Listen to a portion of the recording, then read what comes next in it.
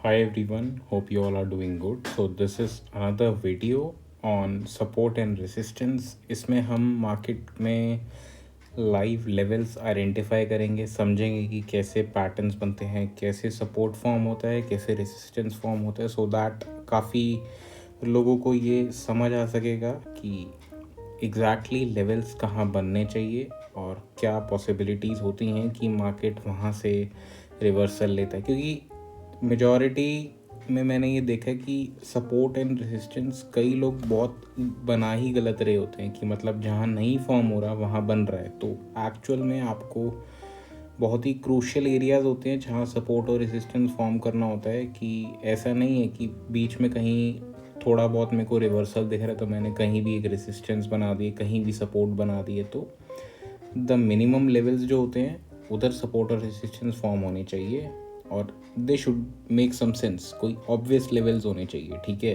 The more clean your chart is the more accuracy you will get. तो let's understand this. तो अभी मैंने यहाँ पे एक सपोर्ट और रेसिस्टेंस का फिर से एग्जांपल बनाया हुआ है। नाउ यू कैन अंडरस्टैंड कि ये एक रेसिस्टेंस लेवल है जहाँ मार्केट बार बार रिजेक्ट हो रहा था एंड यहाँ सेलर्स का प्रेशर बन रहा है क्योंकि ये एक रेसिस्टेंस है। ठीक है, सेम केस में मार्केट जब नीचे जाता है तो बार बार बाउंस कर रहा है क्योंकि यहाँ बायर्स प्रेशर बना रहे हैं because it's a support. Why it is support? Because market keep coming to this level and market यहाँ आता है और फिर बाउंस कर जाता है। अब ये समझना बहुत ज़रूरी है कि ऐसे जोन्स आपको काफ़ी आइडेंटिफाई होंगे जहाँ आप ऐसे जोन्स को देख के लेवल्स ढूंढ सकते हो। उसके अलावा कुछ पैटर्न्स बनते हैं मार्केट में जिसके लिए हम ट्रेंड लाइन यूज़ करते हैं। तो अभी मैं आपको कुछ 2-3 पैटर्न्स एक्सप्लेन करूँगा जो बुलिश होते हैं। बुलिश मतलब ऊपर जाने के चांसेस होते हैं। So number 1 pattern we can discuss is bullish rectangle. Let's take an example. ठीक है, तो इफ़ एक सेकेंड, यस, तो लेट्स टेक एन एग्जांपल कि ये एक एरिया है एंड ये ऐसे एक रेक्टेंगल टाइप बन गया। नाउ अब प्राइस जा रहा था नीचे से and price keep coming at this level. Price ने यहाँ पे कंसोलिडेट करा। Now if we can see कि ये ब्रेकआउट करना चाहिए तो यहाँ ब्रेकआउट पे जब कैंडल क्लोज होगी I can create my entry for the bullish target. So this pattern is known as bullish rectangle. उसी तरीके से एक बुलिश पेनेंट बनता है, तो आप उसको ट्राइंगल भी कह सकते हो। वो कुछ इस तरीके से फॉर्म होता है।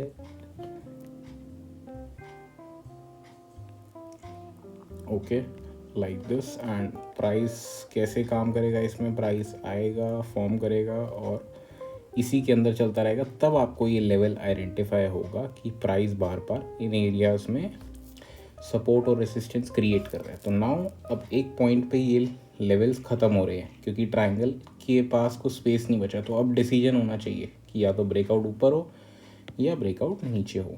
तो प्राइस कभी ऐसे नीचे से आपको आता दिख रहा है और फिर ये पेनेंट बन रहा है तो प्रोबेबिलिटी है कि ये बुलिश ब्रेकआउट होगा। ठीक है, तो तब भी हमें कुछ ऐसे प्रिडिक्शन नहीं करनी होती कि बुलिश पेनेंट है तो बुलिश जाएगा या मुझे लग रहा है ये ऊपर जाएगा। तो जो होगा उस पर एक्ट करा जाएगा। ठीक है, you only trade what you see, not what you think, that's it.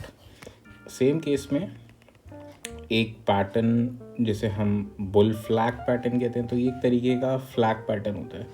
ठीक है, तो वो कुछ ऐसे फॉर्म होता है कि एक मैंने यहाँ बनाया, ठीक है, एंड एक ये ऐसे फ्लैग टाइप होता है। इसमें होता क्या है कि प्राइस चलते चलते एक रेंज बनाने लगता है और ऐसे मुझे अपने सपोर्ट और रेसिस्टेंस का लेवल एक पैटर्न ड्रॉ हो जाता है। मैं ट्रेंड लाइन यहाँ क्रिएट कर सकता हूँ।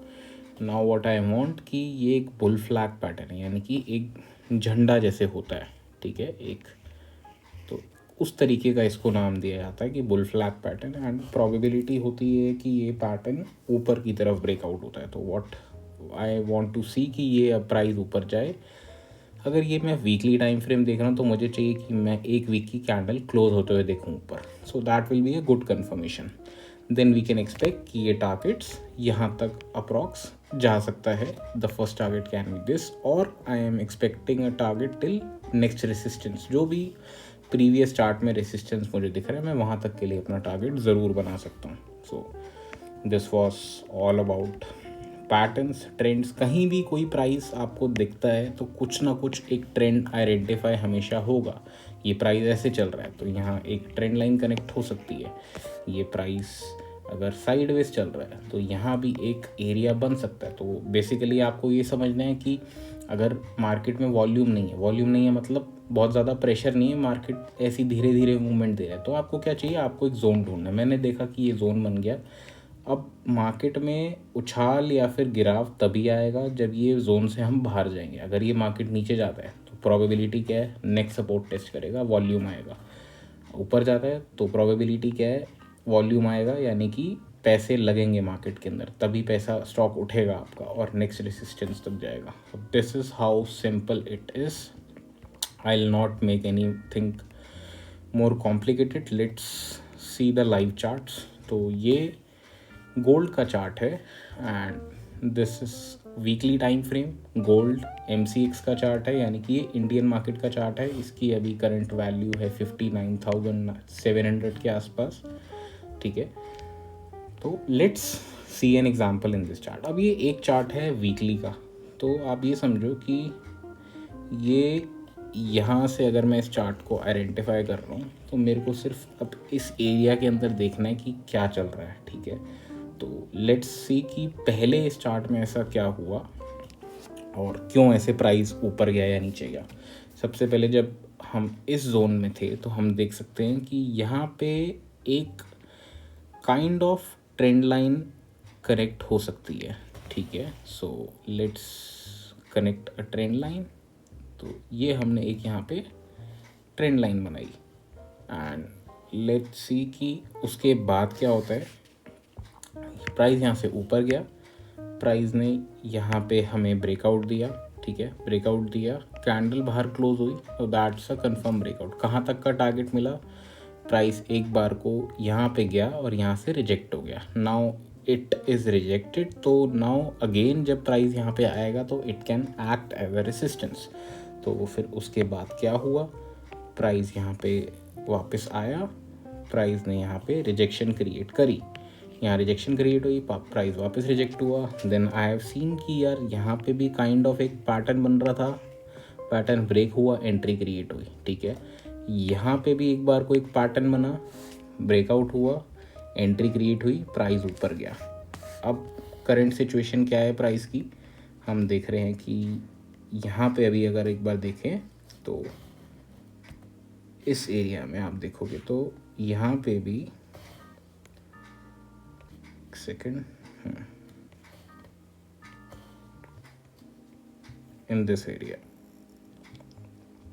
ये भी एक पैटर्न बन चुका है, क्योंकि प्राइस यहाँ पे बार बार जाता है, रिजेक्ट हो जाता है, बार बार जाता है, रिजेक्ट होता है. तो ये ट्रेंड है. तो मेरे को क्या चाहिए, ये ट्रेंड ब्रेकआउट होगा, कैंडल क्लोज होगी तो मैं एंट्री लूँगा. एंड इसी तरीके से ये ब्रेकआउट हुआ और अपने को यहाँ एंट्री मिली एंड हमने कहाँ तक का टारगेट बनाया, नेक्स्ट रेसिस्टेंस तक का टारगेट बनाया. नेक्स्ट रेसिस्टेंस आपको प्रीवियस चार्ट में दिखता है, यानी कि अब मैं इस चार्ट को थोड़ा सा छोटा करूँगा तो मुझे ऐसे पीछे दिख जाएगा कि ये रेसिस्टेंस कहाँ पर है. अब ये इंडियन चार्ट है गोल्ड का MCX का, तो ये आई थिंक पूरा चार्ट नहीं है, तो मैं इसका आपको ओरिजिनल पेयर दिखाता हूँ जो मैं फॉरेक्स में यूज़ करता हूँ. दैट इज़ कि ये XAU USD होता है. XAU USD फॉरेक्स के पेयर का नाम है, होता वो गोल्ड ही है, बस वो उसकी वैल्यू वहाँ पे डॉलर में होती है. तो बस फ़र्क ये होता है कि अगर मैं फॉरेक्स अकाउंट बना के वहाँ ट्रेड करता हूँ तो मुझे इस चार्ट को देखना पड़ता है, और अगर मैं किसी इंडियन स्टॉक एक्सचेंज में ट्रेड कर रहा हूँ तो मुझे प्रॉपर गोल्ड का INR का चार्ट देखना पड़ता है. बस बहुत इतना छोटा सा फर्क है. चार्ट हर जगह सेम है, सिमिलर है, बस प्राइस वैल्यूएशन थोड़ा डिफरेंट होता है. अब देखो यहाँ पे पूरा अपने को कंप्लीट चार्ट दिख रहा है 1 वीक का. तो यहाँ पे ये क्या समझ सकते हैं कि ये एरिया देखो कितना इम्पॉर्टेंट है वीकली के लिए. प्राइस यहाँ से पहले कई बार रिजेक्ट हो चुका है. Now price again went there, यहाँ पे प्राइस पहुँचा था लेकिन यहाँ पे प्राइस ब्रेक फिर से नहीं कर पाया. अगर क्योंकि ब्रेक करना भी है ना तो प्राइस एटलीस्ट उसको रिस्पेक्ट करेगा, यहाँ थोड़ा सा टाइम स्पेंड करेगा. नहीं तो क्या होगा, अब देखो एक सिंपल सी ट्रेंड लाइन मेरे को यहाँ फॉलो होती दिख रही है. ठीक है, क्या लॉजिक है, ये देखो जूम आउट कर दिया, यहाँ से बाउंस आया, यहाँ से बाउंस आया, तो प्रोबेबिलिटी क्या लगती है, प्राइस रेजिस्टेंस से रिजेक्ट हुआ है, तो हो सकता है ये प्राइस यहाँ पे इस ट्रेंड लाइन को आके फिर से टेस्ट करेगा। और अगर ये ट्रेंड लाइन ब्रेक होती है नीचे को, मैं वीकली भी दे रहा हूँ, तो वीकली में मेरे को अगर कैंडल क्लोजिंग मिलती है तो देन आई कैन एक्सपेक्ट कि ये टारगेट मुझे और नीचे तक का, तो मैं कहाँ तक के लिए टारगेट बना सकता हूँ, नेक्स्ट सपोर्ट तक के लिए टारगेट बना सकता हूँ। नेक्स्ट सपोर्ट कहाँ पर है देखा जाए तो नेक्स्ट सपोर्ट हम इस एरिया को आइडेंटिफाई कर सकते हैं। क्यों आइडेंटिफाई करा, प्रीवियसली हमने यहाँ पे काफ़ी सपोर्ट क्रिएट करा, अगर नीचे गया तो यहाँ फिर रेसिस्टेंस का काम बना, यहाँ पे देखो कंसोलिडेशन, यहाँ सपोर्ट बना, तो ये इसलिए बहुत ही सिंपल एंड बेसिक थिंग है। अब ये पैटर्न्स, सपोर्ट, रेसिस्टेंस किसी भी टाइम फ्रेम पे चलता है। ये मैं एक हफ्ते का टाइम फ्रेम देख रहा हूँ तो मैं एक लॉन्ग टर्म इन्वेस्टमेंट का पर्पस बना रहा हूँ, मतलब 4-5 महीने का ट्रेड बना रहा हूँ, 1 साल का ट्रेड बना रहा हूँ, क्योंकि वीकली है।